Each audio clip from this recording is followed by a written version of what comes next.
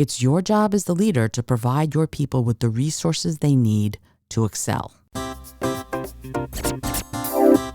Welcome to the Creative Solutions Podcast. On the show, it's my job to tease out the creative solutions my guests are coming up with to change the world through creativity, social action, and mindset. I also give you tips and techniques so you can do the same. This episode is brought to you by my class, Meditation for Busy People, where you'll learn how to relieve stress and discover clarity and joy in just 5 minutes a day. It's also brought to you by the Brain FM app and this podcast's host, Podbean. Also, follow the podcast on Instagram or TikTok and check out our shop for merch, music, and musings. The links are all in the show notes. Hey there, and welcome to the Creative Solutions Podcast. I'm your host, Izolda Trachtenberg. Thank you so much for listening. I'm thanking you especially today because I am celebrating. I'm celebrating 100,000 downloads of the podcast. I am so thrilled and so excited that you've been listening and that you keep coming back to the show to listen to what's going on, to the things that I'm talking about and thinking about when it comes to creativity, leadership, communication, and the arts.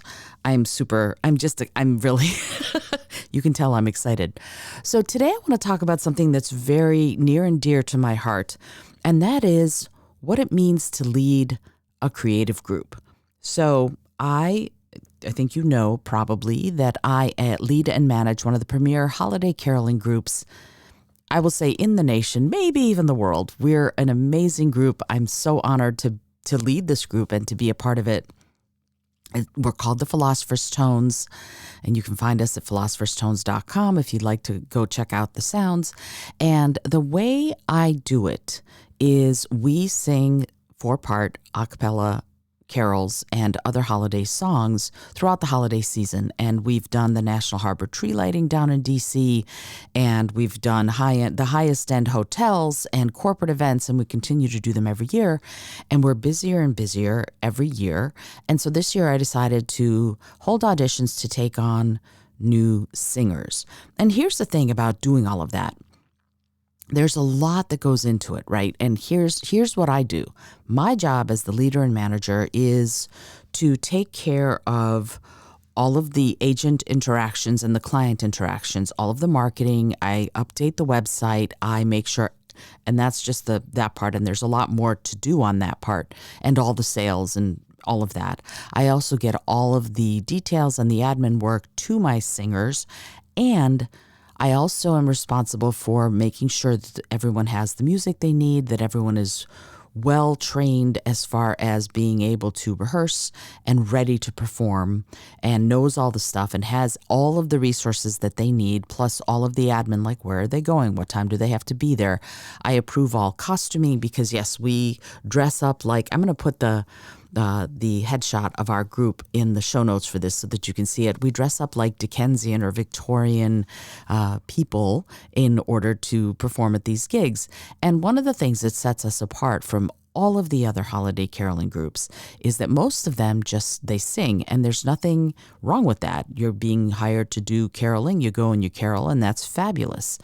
I'm a theater nerd, so I always want to do a little bit of spectacle, a little bit of theater as far as what we're doing. And so in addition to going out there and performing, and we can make 4 people sound like a full freaking choir. We're really good at that. I have amazing people working with me, amazing singers. Shout out to all of you folks. The Phil Tones are the best. Anyway, so in addition to doing that, the other thing that we do is we're characters. We interact with the audience. We engage them. We ask for requests. We have a lot of fun together. We make people laugh. And that's one of the reasons we get a lot of repeat business. So as the leader, that's all stuff I'm trying to do.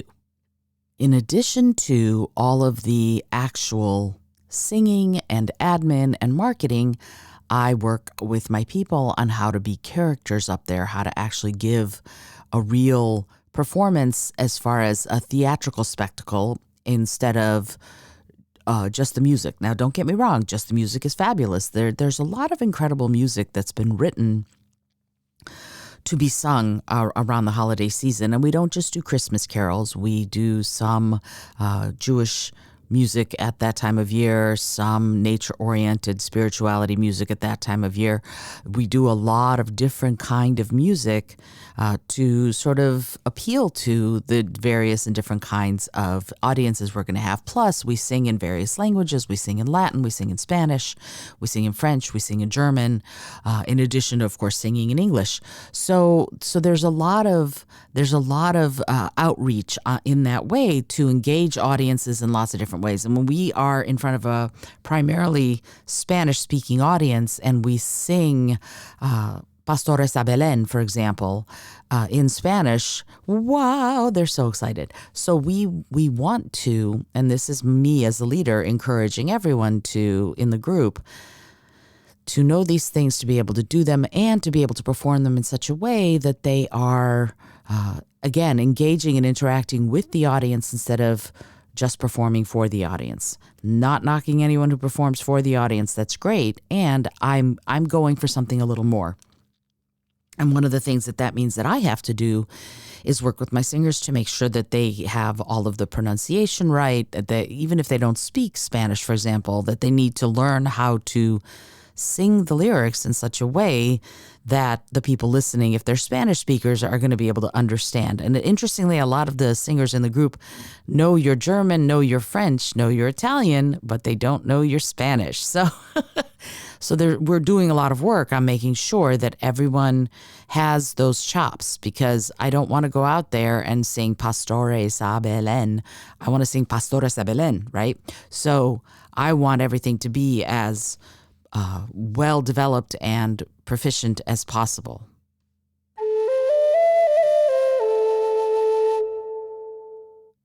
As the leader and manager of the group, how do I do that? Well, first of all, I need to know all the music backwards and forwards. I choose the music.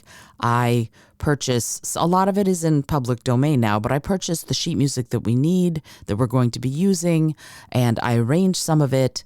And some of the other singers do too. Some of the other singers arrange music, but they then disseminate it to everybody. So everybody has all of the resources that they need.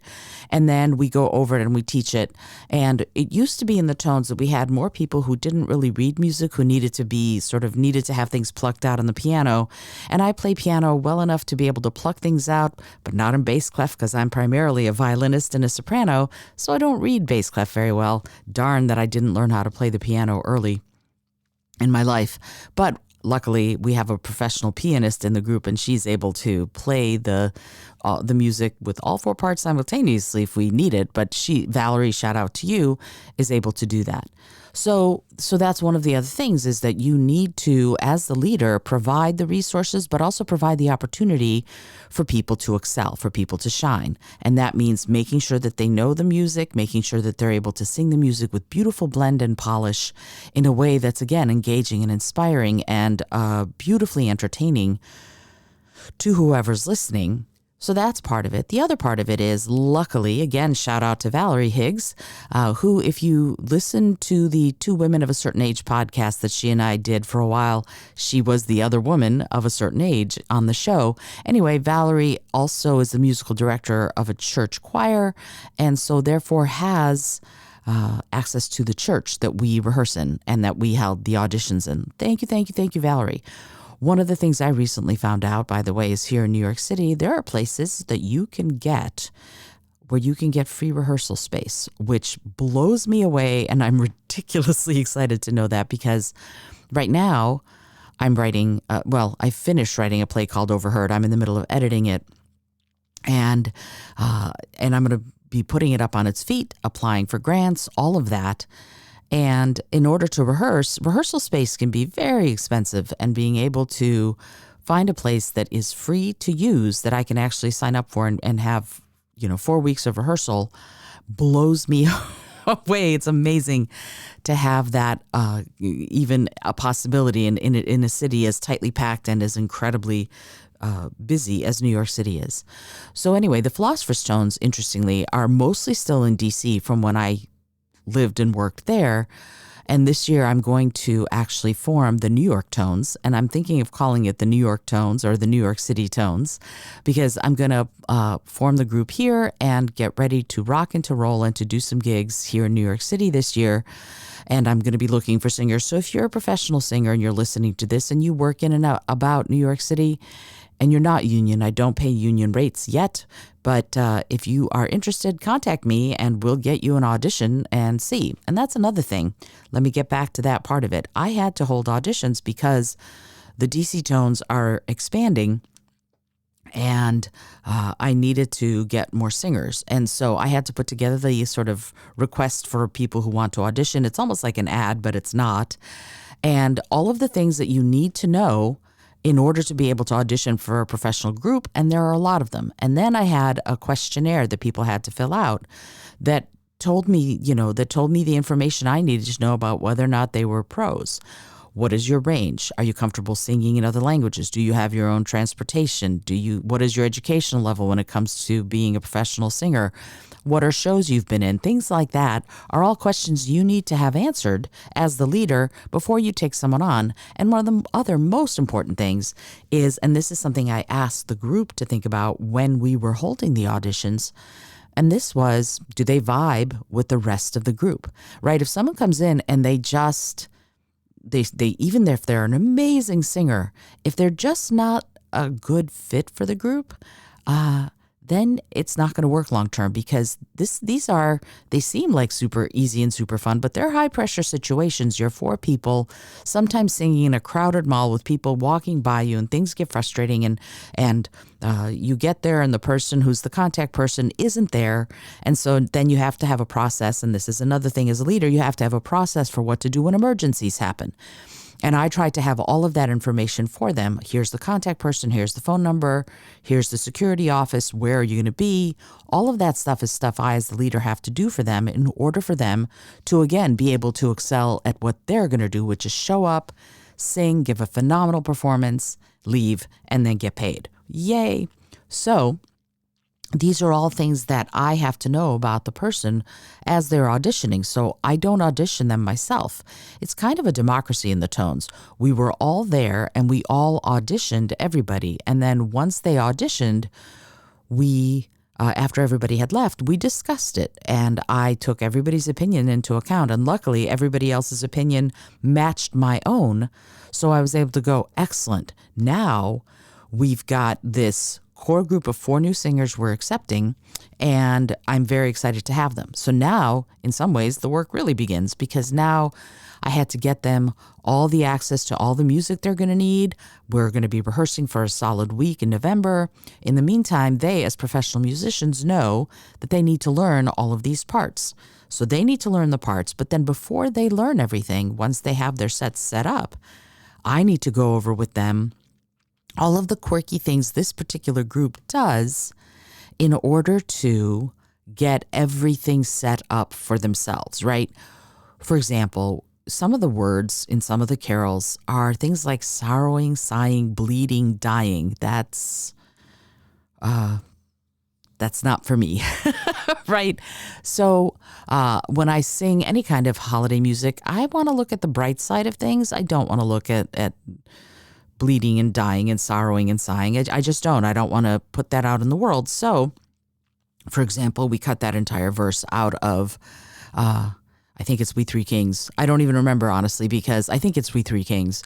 And I went, no, I can't have a verse like that in the middle of what is otherwise a really wonderful song. So we cut it. Right. We cut words, and I'm the one who does that. And there are lyrics in some of these that have which and that used incorrectly. So we changed that too. We changed verses to other songs. Why? Because, again, we want to celebrate the season rather than admonishing anybody about anything. So in order for the singers to know what they have to do, I have to have a very clear set of instructions for them, so that they can create their sets in a way that will be incredibly useful and immediately useful. Because here's the thing, I lead and manage the group, but I'm in New York City, and they work out primarily of the DC area, doing some traveling, but primarily out of DC. So that means I'm never there to perform. I perform 6 gigs a year for one organization, one place, and that's Nemacolin, which is a resort out in the mountains of western Pennsylvania. I perform for that. Otherwise, I don't perform in DC, and that's one of the reasons I'm setting up the New York branch, the New York City Tones, or however I ended up calling it, because I'm going to perform in New York. And I won't be available for weekends, so I'm going to I'm going to find a soprano who can take that on here in New York City. So you see what I'm saying, though? There are so many different aspects of doing this leading and managing work. You are responsible to and for the singers. And this is something I told them all at the auditions, and everybody was here to hear it. If something gets messed up, if something goes horribly wrong, ultimately, it's my fault. As the leader, I don't blame my people for what has gone wrong. I take the blame. And they get the credit if things go super well, but I get the blame if things go super wrong. So that's one of the reasons, as their leader and manager, that it is my job to support them in doing everything beautifully. And I have to provide for them the training and teaching, the resources, and also the team building, right? That's one of the things. I don't want it to ever be 4 people singing disparately. I want them to be a cohesive, entertaining, harmonizing, gorgeous unit. That's what I want. So I actually do team building things with them sotto voce, right? I don't do it like, today we're going to team build. We work on things in concert as a team. I love how in concert also means musical, but yeah, in concert. My job is to make sure that they are a team, and it doesn't matter which set of 4 people is going out, because it's not always the same. For example, we are doing on December 2nd, we have 4 separate gigs now. All the different possible permutations of the Philosopher's Tones are going to be at 4 different events, and which is great. I'm very happy to see it, but that means that there's this quartet, this trio, this quartet, this trio. They're all over. And on December 9th, we already have gigs also. Different people are going to be working different things, because some of the singers are already professional soloists with church choirs and have events at their churches, for example. So there's a lot of different stuff that I need to take into consideration. Are there combinations of people that I would not put together? In thinking about it, probably not. I'm pretty good at sussing out people who are not going to be a good fit. And I've been very lucky so far in that I've sussed correctly. And so I will always put a soprano, alto, tenor, and bass together, for example. So we won't often have 2 sopranos, although a lot of our singers are switch hitters. They can sing soprano or alto. But my point is that I won't often have, a call for 2 tenors to sing together. So I don't need to worry about that so much. What I need to worry about is, do these 4 people sound good together? Do they blend well together? Do they get along together? Is there chemistry when they're on stage? And that's what I'm thinking about. But luckily, I've chosen a team that everybody can work with everybody, really. There are some people who are more introverted, and I probably wouldn't put those introverted people in one quartet together, because then it comes up against, 2 people are extroverted and 2 people are introverted, and the extroverts have to sort of shine more, because the introverts are a little bit more like, I want to sing, but I don't want to engage the audience. So I try to keep it so that there are 3 extroverts and 1 introvert at the most, and there are some introverts in the group, but at the most, I want only 1 introvert per gig. And you have to think about this stuff. You have to think about personalities. You have to think about the psychology. You have to think about the way people relate to each other and to the audience. All of that stuff has to be stuff I think about as the leader to minimize anything going wrong and to maximize the entertainment quality of what these incredible singers are going to do. It's not something that they and I talk about very often, because it's my job to do that. It's not their job to think about it. It's my job to think about it. So I do that in order to be able to, again, have this professional group entertain people all over the country, but really mostly on the East Coast, but still travel and entertain all through the holiday season in a way that works substantively for them and for me and for the agents and for the clients, with minimal fuss. That's another thing. As the leader, I don't want things to be all wonky. I want them as streamlined and useful as possible, so that it can go on without me being there. I don't have to be there for these gigs. Other than Nemacolin, where they request specifically that I am there, I don't need to be there. My singers are great. They know their stuff. They're going to sound amazing. The new people are going to learn their stuff. And another thing, there's going to be no gigs where there isn't at least one veteran performer of the group at the gig, right? Because I'm not there. I designate a leader for each gig, and the leader is going to be a veteran performer. Now, next year, these new singers are going to be phenomenal.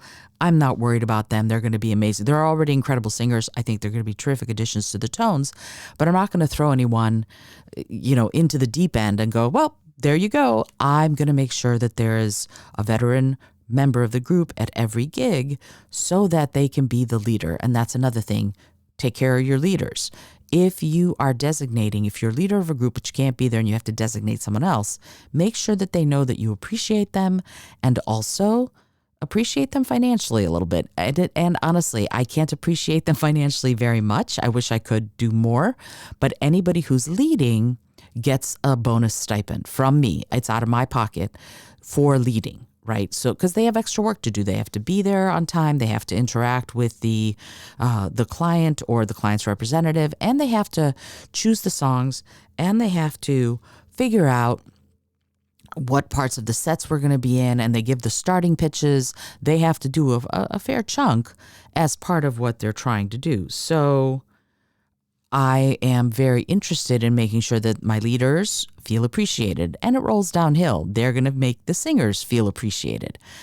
Now, one of the things that will happen is, and I've talked about this on previous episodes, sometimes things go wrong, and I'm always available. Unless I'm singing myself, I leave myself as the leader available to the singers to call me within a couple of hours. So if something goes horribly wrong, you've got 2 hours to call me but right when the gig starts, if I'm gigging myself, I'm not going to take a phone call. Usually my phone is off, and they all know that, right? They know that they have to let me know any emergencies as early as possible. Now, if it's an emergency when it starts, there's sometimes nothing you can do. Stuff happens. But I want to be sure that my singers have everything they need. And I actually was talking to my business coach, and she said to me, well, I certainly hope that you're going to push these gigs a lot this year. And one of the things that I was able to say was, I don't have to push. I market some, but honestly, I don't have to push a lot because we get so much repeat business. Why? Because my people are amazing. They know what they're doing. They're entertaining. They're engaging. They sound gorgeous. They're beautifully dressed in these fun Victorian costumes.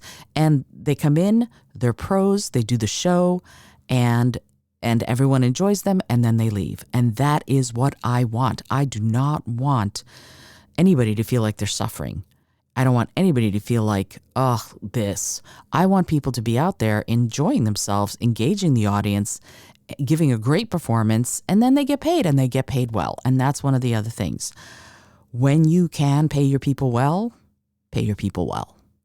That's so important. Like, one of the things that I was doing an event, and I was talking to a bunch of the people at the event, and they said, this company spoils us. They're always doing these really fun events for us and making us feel wonderful. And I said, that's great that they splurge on you. And the question I have is, do they splurge to you? In other words, putting on huge grand events for your people to celebrate them is great. And also, and I know people say, people don't always want money as the thing. In today's economy, a lot of people want and need money, especially performers, especially creatives. So if you're leading a group of performers or you're leading a group of creatives, share the wealth. And that's the way I look at it. Nobody in my group is unhappy with what they're making. In fact, I've been told that I pay more than other caroling groups, which is awesome. That makes me very happy because I want everyone to feel like they are honored, like I am honoring them. I do honor them. I think they're amazing. And I want everyone to feel that I respect them as performers, as musicians, as professionals. And one of the ways to show that support is to, as often as I can, pay them as well as possible. Sometimes, and the only time I will ever ask anyone to perform for free is for something like a battered women's and children's shelter, which we have done, because, If you're in a shelter around the holidays, my goodness, you probably need some entertainment and some cheering up. And one of the great things about this group is that they're willing to do that. So we've done that. We've performed for free for those kinds and only those kinds of causes. I've had other people go, oh, but we're such a good, no. Unless you are helping defenseless children and women or defenseless animals, no. I know that this is where I draw the line. This is how I, as the leader, sort of go no. And I don't ask them to do it often because they're professionals, they have lives, they have work they need to do. But for these kinds of really great causes, I absolutely will. So if you're leading a creative group of any kind, I could talk about this forever and ever, but if you're leading a group of any kind, you have to remember a couple of things. It's your job as the leader to provide your people with the resources they need to excel. It's your job as the leader to know communication skills well enough to be able to work with your people so that you are building and continue to build an authentic relationship. Know the psychology of groups well enough so that in the group you can see when there are conflicts and how to resolve them, and also how to keep building that team. You need to know how to do that. And I run workshops with companies and organizations on how to build teams, especially how to build teams of creatives and how to build teams of scientists and engineers, because often they're introverts and they don't think about how they could work better together. So these are all things that you can look at as a leader, and then also keep things interesting for your people. Keep things exciting. Keep them learning and growing and trying new things. I introduce new pieces to sing every year, and sometimes they're complicated, sometimes they're just fun, but every year we're learning new pieces and we're adding to our repertoire. We don't rest on our laurels ever. Every year, either new people come in and or new music comes in. So the veterans get to learn new music and get to learn how to build a team in these little subsets with the new people. The new people get to learn all sorts of new stuff. And I get to keep marketing this incredible, amazing singing group to corporate events, high-end hotels, all sorts of organizations that want holiday entertainment but may not know where to look. So, and hey, if you're listening and you want holiday entertainment for your event, you can contact me. The link is in the show notes. But the point is that it's my job as the leader to bring all of this to the group so that they can thrive. If I don't do that, I'm not an effective leader. Because honestly, a leader is only as good as the team they're leading. Full stop. I hope you've enjoyed today's episode. I am thrilled with this episode. I actually really wanted to talk about this because I think it's so important to push our limits as leaders and to learn more about how to lead effectively, particularly if you're leading creatives or tech people. They need you to do right for them so that they can shine. Alrighty. I hope you enjoyed today's episode. This is Izolda Trachtenberg reminding you, as always, to be bold, be creative, and most of all, be kind.